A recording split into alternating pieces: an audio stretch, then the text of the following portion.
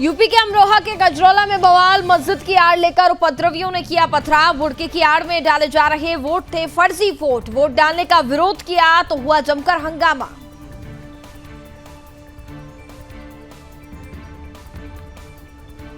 चंदौली में फर्जी मतदान को लेकर जमकर हुई मारपीट। हाई स्कूल प्रांगण में फर्जी मतदान कर रहे थे युवक। मौके पर पहुंची पुलिस, कार्रवाई जारी।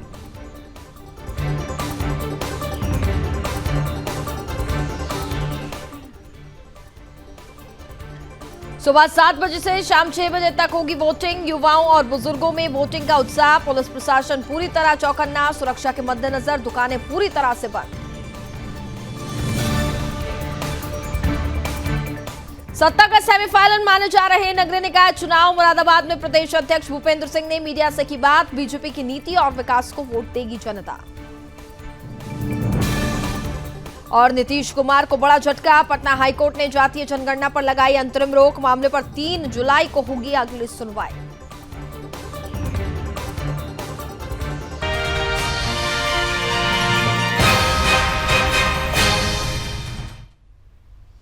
नमस्कार, मैं हूं आपके साथ कनिका अरोरा और आप देख रहे हैं सुदर्शन न्यूज। बुलेटिन की शुरुआत करेंगे इस वक्त की बड़ी खबरों के साथ। पहली खबर हिमाचल प्रदेश से है। आपको बता दें, हिमाचल प्रदेश के मुख्यमंत्री सुखविंदर सिंह सुक्खू की अध्यक्षता में हुई मंत्रिमंडल की बैठक में कई अहम फैसले लिए गए हैं। जहां फैसले के तहत 18 वर्ष और इससे अधिक आयु की स्पीति घाटी की सभी पात्र महिलाओं को इंदिरा गांधी महिला सम्मान निधि के रूप में प्रतिमाह 1500 रुपए प्रदान किए जाएंगे। इनकी संख्या 5000 के करीब है। और आपको बता दें कि मंत्रिमंडल ने व्यापार में सुगमता को बढ़ावा देने के उद्देश्य से स्टैंप ड्यूटी के एकत्रीकरण के लिए प्रदेश में ई स्टैंपिंग आरंभ करने को स्वीकृति प्रदान की है।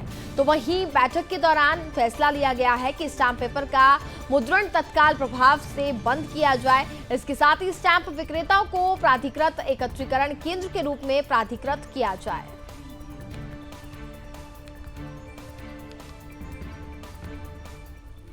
आज हिमाचल मंत्रिमंडल की मीटिंग हुई है। मुख्यमंत्री श्री सुखविंदर सिंह सुक्खू जी की अध्यक्षता में संपन्न हुई है, जिसमें कैबिनेट ने बहुत सारे फैसले लिए हैं। जिसमें सबसे अहम फैसला जो लिया गया है कि राज्य स्तरीय जो हिमाचल दिवस 15 अप्रैल को मुख्यमंत्री जी ने जो स्पीति में किया था और उन्होंने कहा था स्पीति की सभी महिलाओं को इंदिरा गांधी विकास सम्मान निधि दी जाएगी। उसके तहत आज स्पीति की सभी महिलाओं को जो है वो कैबिनेट ने 1500 रुपए के हिसाब से इंदिरा गांधी सम्मान निधि की स्वीकृति प्रदान की है। अगली खबर उत्तर प्रदेश के मोदीनगर से है, जहां निवाड़ी थाना क्षेत्र के ग्राम अबूपुर में एक 90 साल के बुजुर्ग को इस उम्र में अपनी जान का खतरा लग रहा है। दरअसल बुजुर्ग ने छोटी बहू और बेटे को 60 लाख रुपए देने के बाद भी लालच बढ़ता ही जा रहा है।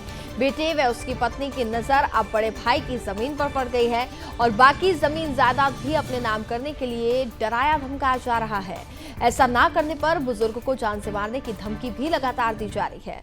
और बेटे और साथ ही उसकी पत्नी ने कहा है कि भाई की या तो जमीन नाम कर दो वरना मारे जाओगे। ऐसी स्थिति में निवाड़ी थाना पुलिस भी बुजुर्ग की मदद के लिए आगे नहीं आ रही है और नए नए बहाने बना करके अपना पल्ला झाड़ती हुई नजर आ रही है।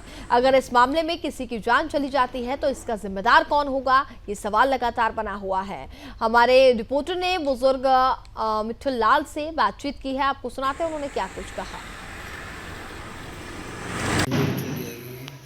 Hello hello Johnny. हाँ जी। हाँ मैं सीमा बोल रही हूँ भाई। हाँ जी बोलो। कहाँ है तू? मैं घर ही हूँ। घर ही है। कल एक काम करिए, दोनों भैया घर मिलना। ठीक है। क्योंकि ऐसा मेरी सुन, इस रोज रोज के राड़े से हमारे लिए दुखी। ठीक है, या तो इसको निपटा लो, हिंदी में निपटा लो आराम से। ठीक है। और या अपने बाप से पूछ लिया, एक अद्धे को मरवा कर जब करता हो तो बता देगा। ठीक है। ठीक है। क्यों?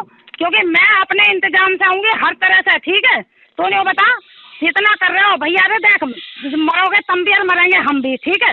या तो करेंगे आराम से, और ना आराम से करते हो तो जो इनको करना हो कल फैसला कर लेंगे। अपना रहना घर, चारों घर मिलना कल। ठीक है। ठीक है, बस ठीक है।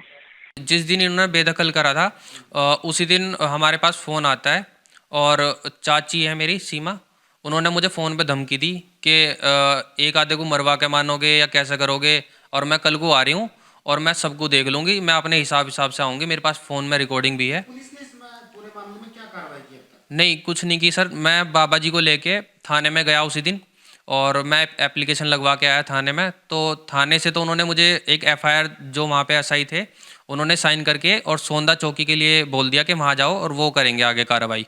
मनोज नाम के वहाँ पे दरोगा जी थे, तो उन्होंने सीधा सीधा ये बोला कि मेहमनपुर हमारे एरिया में नहीं आता और दिल्ली हमारे एरिया में नहीं आता, तो मैं दिल्ली में तुम्हारा लड़का है, मेहमनपुर में तुम्हारी ज़मीन है, तो हम अभी कुछ नहीं कर सकते।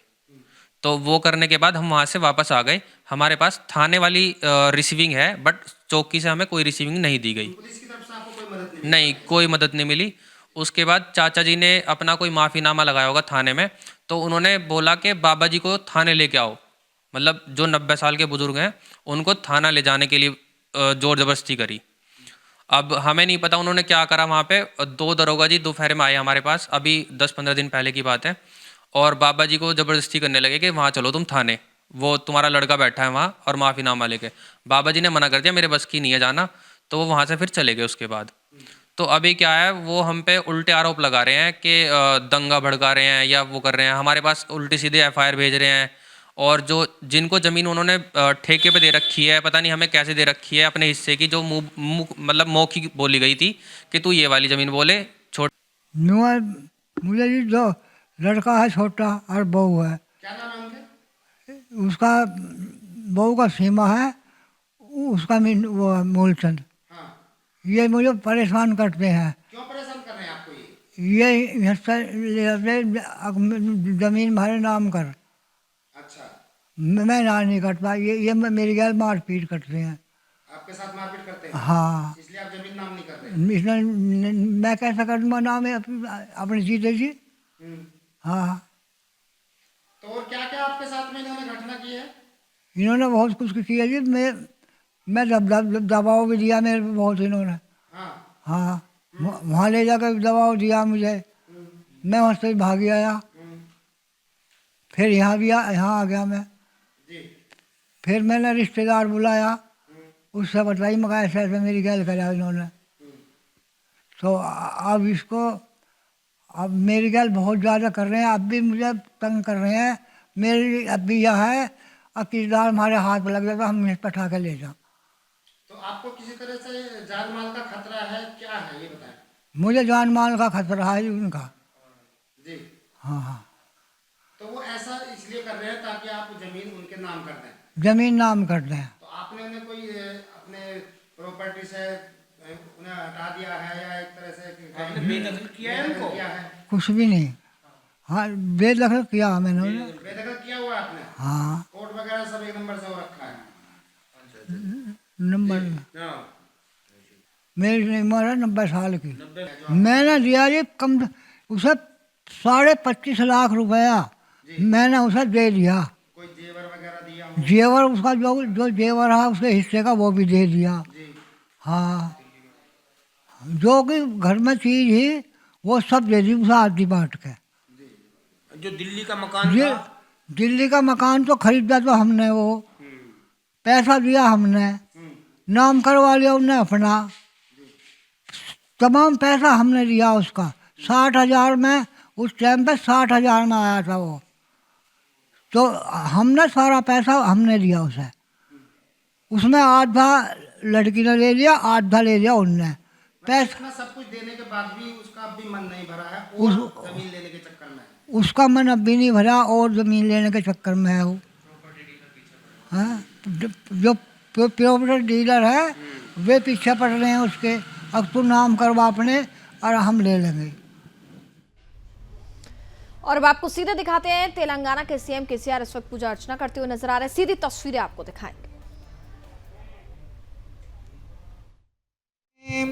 ईश्वरे एं सर्वभूतानां तामेहो बह्वये श्रियं मनसः काममाकोतिं वाचः सत्यमजेमहे पशूनां रूपमन्नस्य मयि श्रीश्रजताय यशः कर्दमेन प्रजा भूता मयि सम्भव कर्दमा श्रियं वासय मे कुले मातरं पद्ममालिनीम् आपसृजन्तस्निग्धानि चिक्लीतपस मे गृहे निज देवीं मातरं श्रियं वासय मे कुले आर्द्रां पुष्करिणीं पुष्टिं सुवर्णां हेम। अगली खबर उत्तर प्रदेश के मुरादाबाद से है, जहां प्रदेश अध्यक्ष भूपेंद्र सिंह ने वोट डालने के बाद मीडिया से बात की और कहा कि बीजेपी सरकार मजबूती से नगरपालिका परिषद, नगर निगम और नगर पंचायत में अपनी सरकार बनाएगी। इसके साथ ही उन्होंने कहा कि बीजेपी सरकार द्वारा वार्ड में 90% प्रत्याशी उतारे गए हैं। पार्टी में गुटबाजी को लेकर के पूछे गए सवाल के जवाब में बीजेपी प्रदेश अध्यक्ष भूपेंद्र चौधरी ने कहा कि नगर निकाय चुनाव बहुत बड़ा चुनाव है। चुनाव लड़ने की सभी कार्यकर्ताओं की इच्छा होती है। हम सभी परिवार हैं, समझा बुझा करके दायरे में लाने का प्रयास कर रहे हैं और सभी को मना लिया गया है। साथ ही उन्होंने कहा कि बीजेपी सरकार भाजपा की नीति और विकास को वोट जनता देगी। भूपेंद्र सिंह चौधरी ने कहा कि हमें विश्वास है कि भारतीय जनता पार्टी नगर निकाय चुनाव में बड़े जनादेश के साथ जीत दर्ज करेगी। सब लोगों का सहयोग से प्रशासन के शांतिपूर्वक मतदान की कार्रवाई चल रही है और सब लोग अपने घरों से निकलकर लोकतंत्र के महापर्व में अपना योगदान दे रहे हैं। हम लोगों ने पूरी तैयारी के साथ भारतीय जनता पार्टी ने लोगों से मतदान के बीच में भारतीय जनता पार्टी के पक्ष में मतदान करने की बात कही है। हम लोग अपने एजेंडे के साथ, सुरक्षा और डेवलपमेंट का एजेंडा है, उस एजेंडे के साथ माननीय मुख्यमंत्री जी सहित सभी लोगों ने जनता में अपनी बात कही है, भाजपा के पक्ष में मतदान करने की बात कही है। हम लोग, मुझे विश्वास है कि प्रदेश की महान जनता भारतीय जनता पार्टी के पक्ष में मतदान करेगी। मुरादाबाद में सुबह से ही वोटिंग लगातार जारी है। लगातार मतदान ज्यादा से ज्यादा संख्या में जाकर के अपने मत का प्रयोग कर रहे हैं। आपको बता दें कि लगातार हर बूथ पर, केंद्र पर पुलिस प्रशासन मुस्तैद है। इसके साथ ही बात की जाए जनता की, तो जनता अपना वोट शांतिपूर्ण तरीके से डाल करके अपना घर जा रही है। दरअसल हमारे संवाददाता ने जनता से बातचीत की तो जनता ने बताया कि जो हमारी सुरक्षा और विकास करेगा उसे ही वोट दिया है। वहीं बात की जाए पुलिस प्रशासन एवं जिला प्रशासन बिल्कुल चौकन्ना है। जिलाधिकारी शैलेंद्र कुमार सिंह की तरफ से हर बूथ पर जाकर के निरीक्षण किया जा रहा है और बार बार प्रशासनिक अधिकारियों को सख्त रहने की अनुमति दी गई है। अगली खबर जनपद चंदौली से है, जहां नगर निकाय चुनाव के दौरान सदर कोतवाली अंतर्गत ward number 11 junior high school प्रांगण में फर्जी मतदान कर रहे युवक को प्रत्याशियों और उनके समर्थकों द्वारा दौड़ाकर पीटने का मामला सामने आया है। आपको बता दें कि छिटपुट घटनाओं के बीच सुगमता पूर्वक संपन्न मतदान प्रक्रिया के कुछ अवांछनीय तत्वों द्वारा उपद्रव फैलाने हुए फर्जी मतदान कराया जा रहा था। अन्य प्रत्याशियों और उनके समर्थकों को जब इस बात की जानकारी हुई तो उन्होंने फर्जी मतदान कर रहे युवक को दौड़ाकर पीट दिया। हालांकि सुदर्शन के जिला संवाददाता की सूचना पर मौके पहुंचे और सदर थाना प्रभारी राजीव सिंह ने महफूज समेत मामले को शांत कराया और विधिक कार्रवाई में जुट गए।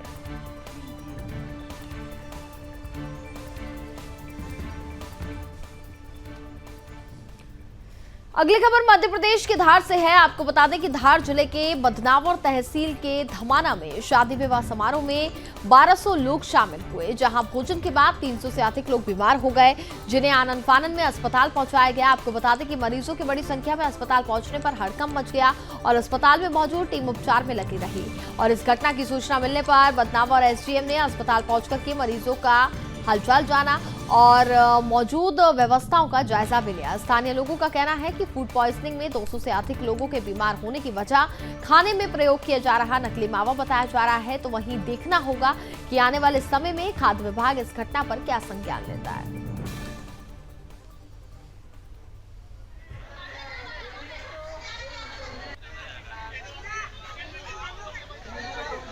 आप आ जाएंगे अपन।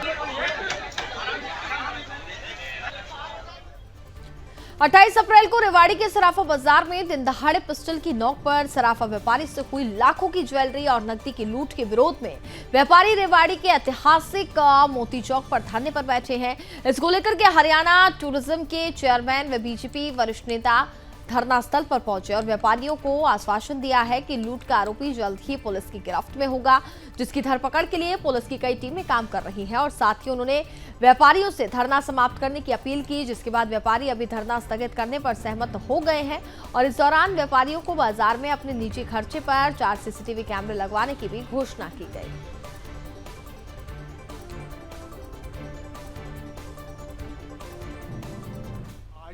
हमारा ये डकैती को छठा दिन है। कल हमारा एक व्यापारी का प्रतिमंडल ज्वेलर्स का और आदर्श व्यापारी एसपी साहब से मिलने गए थे। उन्होंने कहा था कि हम खोजबीन में लगे हुए हैं, इनमें एसटीएफ एसआई की टीम लगी हुई है, हम जल्द से जल्द कार्रवाई करेंगे।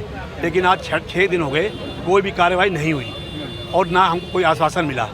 आज कल एक मैसेज बयान हुआ था कि भाई सत्ता, हमारा भी यही है कि आज तक सत्ता पक्ष का कोई भी हमारे व्यापारी की सुध लेने नहीं आया। उस बयान के बाद आज हमारे बीजेपी के सत्तारूढ़ के मिलने आ रहे हैं, लेकिन क्या व्यापारियों से इतनी दुखी है सरकार की, व्यापारी के सुख दुख में कोई साथ नहीं आ रहा हमारे। व्यापारियों का बड़प्पन है कि उन्होंने हमारी बात सुनी और इस धरने को समाप्त करने का काम किया। पुलिस प्रशासन अपना काम कर रहा है कि ये लगी हुई बहुत जल्दी से चोर गिरफ्त में होगा और उसको पकड़ के नष्ट कर लिया जाएगा। मैं समझता हूँ यहाँ 4 चौक पड़ते हैं, इन चारों चौक पर अगर चारों दिशाओं में 4-4 कैमरे लग जाएं तो बहुत अच्छी बात होगी। करीब 20 कैमरे बनेंगे। देखो सरकारी तंत्र से पैसा आएगा वो तो हो सकता है 6 महीने लग जाए, साल लग जाए, वो तो पहले ही जानता। लेकिन मैं अपने निजी कोष से कल सुबह यहाँ कैमरे लगाने के लिए आदमी भेज दूँगा और वो लगा देंगे। देखिए ये व्यापारियों का बड़प्पन है कि उस पर इतना विश्वास करते हैं। मैंने पहले भी जब जिस दिन ये घटना घटित हुई और अगले दिन जो है मार्केट को बंद करने की कॉल जो आई थी, मैंने निवेदन किया सब लोगों से। उस दिन भी इन सब लोगों ने मेरे निवेदन को माना। मैं तहे दिल से इनका शुक्रगुजार हूँ और आज मैं विश्वास दिलाने आया था कि पुलिस प्रशासन पूरी तौर पर लगा हुआ है और जल्दी से जल्दी उस बदमाश को, उस चोर को, उस डकैत। खबरों में आगे बढ़ेंगे। हरियाणा के रेवाड़ी के एक अस्पताल में उस वक्त हड़कंप मच गया जब विजिलेंस टीम ने चतुर्थ श्रेणी कर्मचारी को 15,000 रुपए रिश्वत लेते रंगे हाथों पकड़ लिया। इतना ही नहीं, टीम ने सर्जन डॉक्टर साहिल को भी हिरासत में ले लिया है। आरोप है कि कर्मचारी एक महिला के विकलांगता प्रमाण पत्र में विकलांगता की प्रतिशत बढ़ाने के बदले 25,000 की मांग कर रहे हैं, जिसे लेकर के 20,000 रुपए में सौदा तय हुआ। दूसरी ओर शिकायतकर्ता ने 5,000 रुपए एडवांस भी दे दिए थे। सूचना के बाद विजिलेंस टीम ने अपना जाल बिछाया और अमित को 15,000 रुपए देकर के अस्पताल भेजा गया। जैसे ही कर्मचारी ने रिश्वत के पैसे हाथ में लिए, तभी विजिलेंस की टीम ने कर्मचारी को रंगे हाथों पकड़ लिया। तो वहीं अब विजिलेंस टीम कर्मचारी के विरुद्ध आगे की कार्रवाई कर रही है।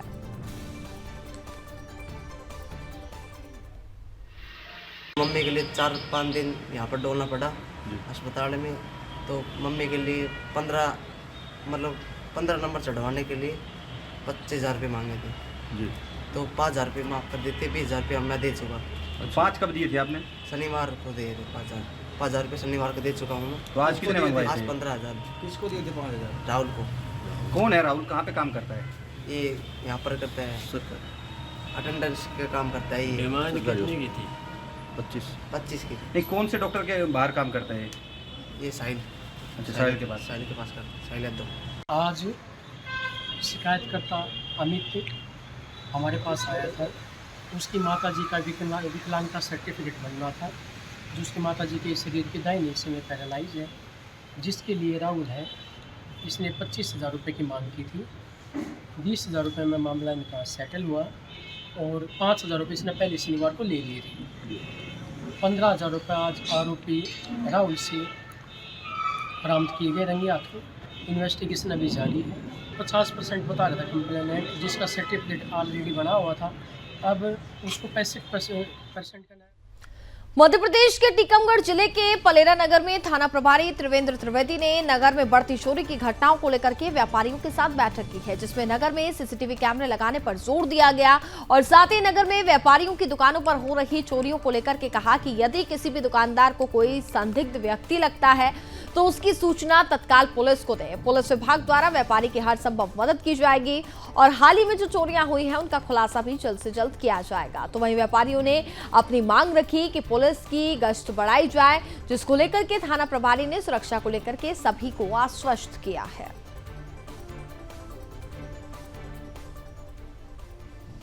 और इसी के साथ फिलहाल इस बुलेटिन में बस इतना ही। आप देखते रहिए सुदर्शन न्यूज। जय हिंद।